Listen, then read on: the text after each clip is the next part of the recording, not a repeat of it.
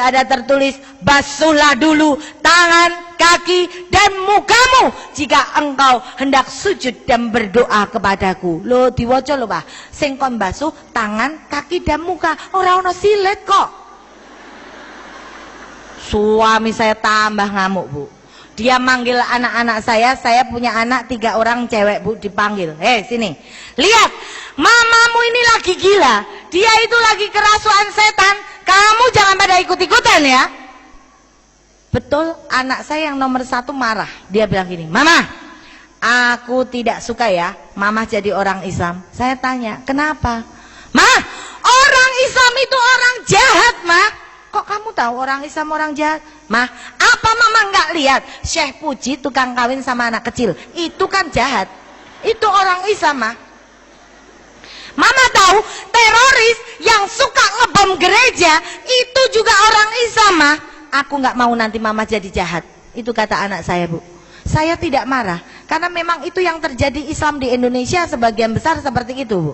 Coba saya katakan kepada anak saya namanya Noni, nih, Mama dulu juga beranggapan seperti itu, tapi itu di Indonesia. Yuk kita lihat di Amerika. Di Amerika sana banyak gerombolan-gerombolan perampok, disurvei nggak ada satupun orang Islamnya. Di Thailand sana banyak pelacur-pelacur jalanan, disurvei juga nggak ada orang Islamnya. Di Indonesia 99% rata-rata pembantu rumah tangga itu orang Islam. Tapi kita lihat di Mesir 100% majikan di Mesir itu orang Islam. Iya ya Ma. Lah tapi kenapa Ma? Orang Islam itu kalau masuk masjid kok dadak copot sendal sepatu barang ngopo? Loh, saya bilang ke anak saya, orang Islam masuk masjid copot sendal dan sepatu, yang nyuruh itu Yesus. Yesus katakan di dalam Injil kepada muridnya, jika engkau hendak memasuki perkemahan suciku, lepaskanlah dulu tali kasutmu dari kakimu. Loh, kok nyopot sendal sepatu? Sing ngongkon sapa? Yesus. Suami saya tahu ini anak saya udah mulai terpengaruh nih Bu. Suami saya telepon mertua, mami saya ditelepon, Mi, ternyata Ita sekarang sudah bukan orang gereja, dia sekarang sudah jadi pengikutnya Muhammad. Saya ditelepon mami saya, Bu, pulang. Saya pulang. Di rumah mami saya ngomong, Mami dengar kamu sekarang sudah jadi orang Islam. Saya nggak berani jawab, Bu. Karena apa? Aku bukan wedi ditempeling, meng wedi dicorek teko daftar ahli waris. Wong mbokku soge. Saya nggak berani jawab, cuma cengenges-cengenges. Lalu mami saya bilang, kalau mami sampai tahu kamu jadi orang Islam, mami sudah nggak bakal mau pergi ke gereja lagi. Mami malu punya anak seperti kamu. Saya langsung, yes, bener Mi, aku Islam. Mending mami nggak usah ke gereja, mending ra gereja ra masjid, ra kerja ra duit. Mami saya marah, Bu. Akhirnya mami saya panggil Romo dari Wamena, Bu. Telepon, Romo datang ke rumah saya jam 12 malam, Bu. Kaget saya, loh, Romo ngapain datang ke rumah saya malam-malam? Jelas saya sampai di sini karena saya tahu di sini itu ada domba yang hilang. Loh, aku dipadake wedhus. Maaf Bu, kalau ada kiai, ustadz itu berdakwah, SK kita sebagai umat muslim adalah lakum dinukum waliyadin, la ikraha fiddin. Kita tidak boleh memaksa. Kewajiban kita hanya menyampaikan tentang kebaikan. Nih loh, ada agama yang baik. Perkara kamu mau jadi Islam atau bukan, itu urusan hidayah, bukan urusan kita, Bu.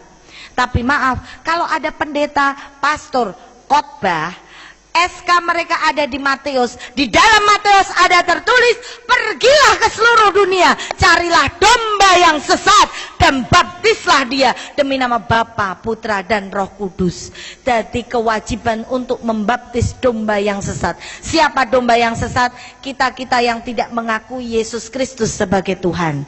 Jadi nek ana wong Islam gelem dicekel-cek dilebokke gereja, kuwi tandane wedhus tenanan. Ketika Romo datang, saya bilang sama Romo, loh, kenapa Mo? Saya dengar kamu sekarang sudah tidak cinta Yesus. Oh, Romo salah. Justru karena saya cinta Yesus, saya masuk jadi orang Islam. Saya berdiskusi, debat dengan Romo sampai jam 3 pagi, Bu. Akhirnya Romo kalah debat dengan saya. Dia bilang, kamu itu ndablek. Saya bilang sama Romo, Mo, gini aja, saya nggak ndablek. Besok pagi, Mo, saya akan ke gereja lagi. Plus Romo tak kasih bonus 1 buah mobil BMW anyar Grace. Tapi dengan syarat, temukan di dalam Injil bahwa Yesus Kristus agamanya Katolik. Nggak ada, Bu. Saya bilang sama Romo, sini, Mo, saya bawa Injilnya. Saya bisa membuktikan bahwa Yesus Kristus saya agamanya adalah Muslim. Di dalam Injil Markus ada tertulis, ketika di antara para muridnya, Yesus memimpin doa dengan cara Yesus maju sedikit di antara muridnya dan merebahkan tubuhnya ke tanah. Nek Yesus maju sedikit di antara muridnya, itu kan artinya Yesus jadi imam, Bu. Yesus merebahkan tubuhnya ke tanah, artinya Yesus sholat. Iya betul. Saya tanya sama Romo, ini bukti bahwa Yesus adalah Islam.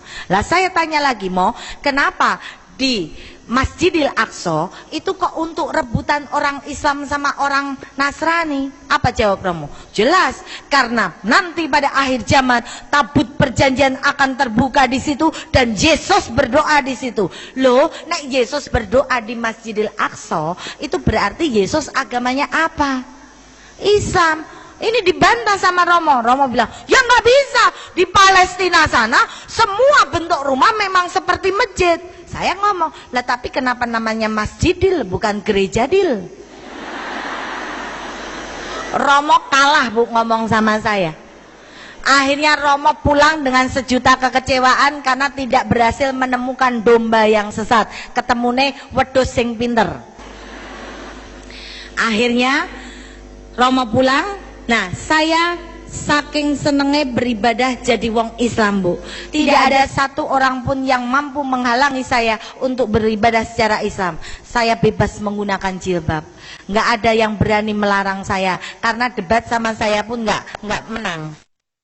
Akhirnya apa? Saya senang ketemu Pak Kiai bilang, kalau orang Nasrani pindah ke Islam, semua dosanya itu dihapuskan. Kamu bagaikan bayi yang baru lahir, dosamu itu sedikit sekarang, sudah nggak ada dosa sama sekali. Dosamu diawali dari sekarang, Seneng saya, Bu. Berarti dosaku kan luwih sithik timbang jenengan. Tapi ketika aku ketemu dengan Pak Kiai yang satu lagi, Pak Kiai bilang, tiap hari dosamu tambah besar dan tambah besar. Kok bisa, Pak Kiai? Loh, jelas. Kamu kalau kikuk-kikukan malam hari sama suamimu yang belum muslim, itu hukumnya sama dengan zina. Itu dosa besar. Ya aku delek-delek toh, Bu. Karena apa? Lah wong aku duwene ya meng kuwi kok ora oleh. Apa yang saya lakukan, Bu? Saya tahajud pada Allah. Ya Allah, kenapa aku dadi wong Islam ki pingin banget ngilangi dosa, ning kok dosaku tambah akeh. Alhamdulillah, Bu, suatu saat Allah memberikan petunjuknya pada saya, Bu. Suatu saat Allah menunjukkan kepada saya, suami saya berzina, selingkuh dengan pembantu saya, Bu. Hah? Kok iso? Wong ayune ngono kok bojone selingkuh? Makanya hati-hati bagi ibu-ibu sing ora patek ayu, bapak di rantai mawon. Jadikan bapak-bapak yang takwa tadi, takut istri tua. Gitu. Akhirnya, Bu, ketika saya tahu suami saya selingkuh berzina dengan pembantu saya, sekali saya maafkan, 2 kali saya anggap khilaf, 3 kali saya baru sadar bahwa ini adalah petunjuk dari Allah. Saya harus cerai dari suami saya. Saya minta cerai dari suami saya, Bu. Dan akhirnya suami saya bilang, kamu minta cerai sama aku nggak masalah, sing penting anak telu gowo kowe kabeh bondo gua aku. Saya sepakat, Bu. Saya tinggal seluruh harta benda saya hanya membawa 3 orang anak dengan uang 600.000. Saya kontrak di sebuah rumah di daerah Kutoarjo, Purworejo. Akhirnya anak saya pun belum mau jadi orang Islam, Bu. Mereka mesti menjadi aktivis gereja, tapi saya tetap berdakwah di jalan Islam. Saya tahajud nangis, rasane nelongso temen dadi wong Islam. Kok aku dadi wong Islam kok uripku malah tambah orang genah. Cerai karo bojo, disengit anak-anakku, dinengke wong tuaku, malah gelut karo adik-adikku. Sumpek rasanya, Bu. Tapi saya yakin di dalam hati bahwa ketika saya menomorsatukan Allah, insya Allah Allah akan menomorsatukan kepentingan dan kebutuhan kita. Saya tahajud dan tahajud, Bu. Alhamdulillah, Bu, zamannya Ayu Ting Ting, Bu, saya dipertemukan dengan Bujang Ting Ting. Sunat lagi, Bu. Makanya saya bisa bedain. Suami saya kan dulu nggak sunat, rasanya biasa. Begitu saya dapet yang sunat, kok rasanya tebek sekali dan maknyos tenan, Bu. Itu makanya saya bisa cerita, Bu. Alhamdulillah ketika saya ketemu dengan Bujang ini, inilah awal dari anugerah terindah yang diberikan Allah kepada saya. Setelah saya lama bertahajud, saya nangis. Pada saat saya nangis, saya curhat sama Allah, kenapa hidupku seperti ini. Akhirnya ketika tahajud saya buka sebuah Al-Quran, saya membaca sebuah ayat di dalam Al-Quran yang artinya adalah, jangan kamu mengaku dirimu beriman jika Allah belum menguji kamu. Saya langsung dek, ini adalah ujian. Alhamdulillah akhirnya selang beberapa waktu saya dipertemukan dengan Bujang Ting Ting. Saya pun tanya sama Bujangnya, lo kamu nggak rugi Bujang kok pingin ngelamar rondo anak telu? Apa jawab Bujang ini? Enggak, aku adalah laki-laki paling beruntung di dunia ini. Kenapa? Beli satu dapat 4. Itu jawabnya begitu. Alhamdulillah ketika saya menikah dengan Bujang ini, Bu, saya selalu sholat jamaah di masjid. Ketika saya jamaah di masjid, pulang sholawatan, masuk rumah dengan mengucapkan salam, ini ditonton oleh anak saya. Ternyata anak saya melihat, oh orang Islam ki kok indah banget ya. Ternyata orang Islam terlihat damai sekali ya. Ketika saya ketinggalan jamaah di masjid, saya jamaah dengan suami di rumah. Ketika saya jamaah dengan suami di rumah, diintip sama anak saya, Bu. Begitu selesai sholat, anak saya bilang, "Mah, ternyata wong Islam ki romantis ya, Mah." Saya tanya, kenapa? Loh, kalau mama sholat sama papi, itu kan aku ngintip, Mah. Aku tahu ketika mama nengok kanan nggak ada orang, nengok kiri nggak ada orang, mama langsung cium tangannya papi kok. Nanti ketika papi cium tangannya mama, langsung mama cium tangan papi, papi kok langsung nyium batuknya mama. Hayo, ketahuan, Mah. Ternyata orang Islam tuh romantis banget ya, Mah. Coba kalau di Indonesia ini semua jadi orang Islam, tidak ada tingkat perceraian di Indonesia ini, Mah. Semua keluarga menjadi keluarga yang sakinah mawadah warahmah dan barokah. Akhirnya, Bu, saya tidak menanggapi, saya hanya tersenyum dengan sejuta harapan. Mudah-mudahan hidayah itu sampai kepada anak saya, karena saat itu anak saya masih ke gereja. Suatu saat saya pulang dari tempat kerja, anak saya 3 orang lari ngejar mobil saya, Bu. Mama, tunggu dulu, Mah, tunggu dulu. Kenapa? Mah, ini sudah 3:30 sore. Iya, kenapa? Mah, ayo, Mah, antar aku ke pasar. Ngapain? Mah, beliin aku mukena, Mah, beliin aku sajadah, Mah. Nanti maghrib, Mah, aku pingin sholat bareng Mama di masjid. Saya kaget, Bu. Saya kaget. Saya tidak pernah memaksa anak saya menjadi orang Islam. Akhirnya saya belikan mukena dan sajadah. Anak saya tanya, "Mah, lah tapi kan aku belum tahu caranya orang Islam sholat gimana." Nggak usah belajar. Pokoknya nanti kamu ke masjid, ngelirik kanan kirimu, nek ngadeg melu ngadeg, jengking melu jengking, jakong melu jakong. Beres. Gitu doang, Mah, jadi orang Islam. Iya, gampang ya, Mah, jadi orang Islam. Bener, Bu. Begitu maghrib berkumandang, dia langsung lari ke masjid, jejer teman-temannya. Sampingnya temennya, kanan kiri, wes pokok men kelingan omongane mamai, lirik kanan kiri mesti bener. Betul. Ngadeg melu ngadeg, jengking melu jengking, jakong melu jakong. Selesai dari sholat, komplain sama saya. Mama ini malu-maluin aku aja. Lah kenapa? Mama kan pesennya cuma lirik kanan kiri. Begitu lirik kanan kiri aku malah tambah bingung, Mah. Lah kenapa? Lah waktu duduk itu samping kananku tangannya begini terus, Mah. Samping kiriku tangannya muter-muter begini mah. Nah yang bener yang mana mah? Ya semua benar lah. Kamu tadi gimana? Aku tadi bingung tak kombinasi mah. Kadang gini, kadang muter-muter. Ya nggak apa-apa. Inilah Bu, ini contoh kita sebagai orang tua, kita adalah mesin fotokopinya anak. Jangan berharap anak kita jadi soleh, soleha kalau kita sendiri tidak bisa memberi panutan yang baik bagi anak kita. Ketika saya pulang di rumah, saya deres Quran, anak saya melihat kok mama bisa baca Quran. Akhirnya dia bilang, "Mambo, aku dipanggilin bu guru mah. Aku kan juga pingin baca benang bundet kayak mamah gitu." Saya panggilkan Bu Nyai datang ke rumah belajar. Alhamdulillah Bu, 3 orang anak saya itu sekarang sudah khatam semua. Alhamdulillah. Bahkan yang paling besar saat ini lulus SMP, dia malah bilang, "Mah, aku nanti mau sekolah di Pondok Madiun karena aku pingin hafid Quran, aku pingin hafal Quran." Mohon doanya ya Bu. Anak saya yang tadinya benci terhadap orang Islam menjadi senang dan cinta kepada orang Islam.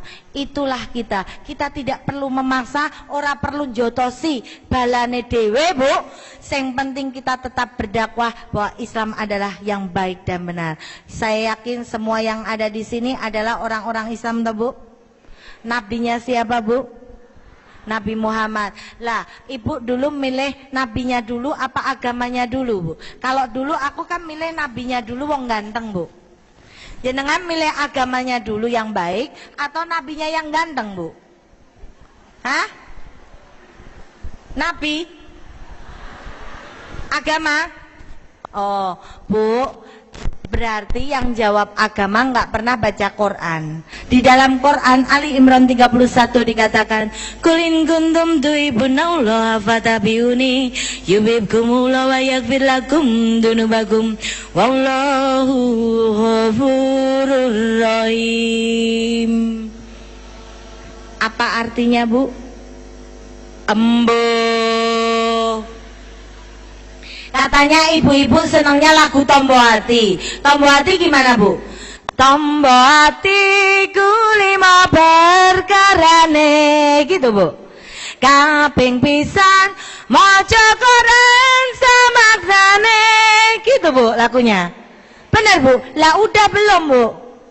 Belum? Berarti lagunya salah. Diganti Bu besok. Tombo hati iku 5 perkarane, kaping pisan maca tonggo sama reme. Kalau itu udah Bu. Itulah ibu-ibu. Bu, Ali Imran 31 dikatakan, "Katakan Muhammad, jika umatmu sayang padaku, cintailah dulu nabinya, baru agamanya Bu." Jadi siang hari ini saya ingin mengajak ibu mencintai dulu nabinya, baru agamanya. Seneng ngosek karo sing nggawa, gek seneng karo sing digawa. Kowe seneng karo sing digawa, ora ngerti sapa sing nggawa, iso mlebu penjara. Motor Vision 29 juta, tekan kene dadi 3 juta sing nggawa gali. Jenengan purun mboten? Mboten, mergone sing nggawa gali, nggih mboten Bu? Tapi nek ana roti enak gede menus kayane seger, tekan kene sing nggawa asu, purun mboten? Mboten, sing nggawa asu. Tapi kalau Islam, Nabi Muhammad sing gawani sing maha kuasa kon ngedonke karo kabeh menungso sing urip ning alam donya, sing pingin uripe mulya, sing pingin urip ora dinyek tangga, ning syarate kudu salat sedina ping 5. Sampun nggih Bu. Karena yang membedakan kita dengan ketek itu salatnya Bu. Kabeh gayane ketek ditiru menungso. Ketek mangan awake dhewe mangan, ketek ngombe awake dhewe ya ngombe, ketek garuk-garuk awake dhewe ya iso garuk-garuk, ketek doyan kacang awake dhewe ngungkuli le doyan kacang. Sing bedake dhewe karo ketek, nek ketek ora salat, awake dhewe salat lho Bu. Dadi nek jenengan mangke dalu diambung bapak mboten nate salat, berarti padha karo diambung. Nggih. Jenengan duwe anak ora salat dinengke wae, berarti padha karo duwe anak. Nah, jawab dhewe Bu. Dadi nek aku kok ora salat, berarti aku jenengan salat Bu. Salat napa liwat? Betul lho Bu. Nek wong salat niku mesti liwat. Tapi wong liwat dereng mesti salat. Setuju mboten? Setuju. Wong nek salat mesti duwe ilat, tapi wong duwe ilat durung mesti salat. Wedhus yo duwe ilat, ting mboten salat. Kuwi berarti nek jenengan duwe ilat mboten salat, tandane jenengan. Itu saja yang bisa saya haturkan pada siang hari ini. Mudah-mudahan dengan perjumpaan ini tambah sregep le solat. Jangan jadikan solat sebagai beban, tapi jadikan solat sebagai cinta dan kenikmatan. Mohon maaf apabila dalam menyampaikan saya banyak tidak sopannya, banyak gerusah-gerusuhnya, itu karena kebodohan saya. Tapi kalau ada sebuah kebenaran, semua itu hanya karena Allah Ta'ala. Assalamualaikum warahmatullahi wabarakatuh.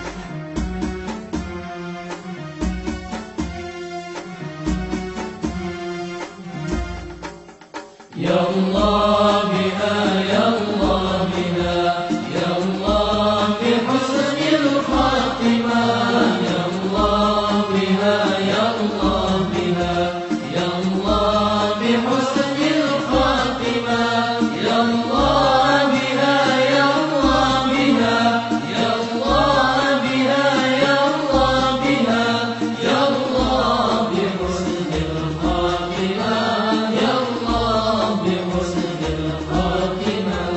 يا ربي يا عليم الحال إليك وجهت الآن يا ربي يا عليم الحال إليك وجهت الآن فامنن علينا بالإقبال فامنن علينا بالإقبال ويكون لنا وصلوح البال يا الله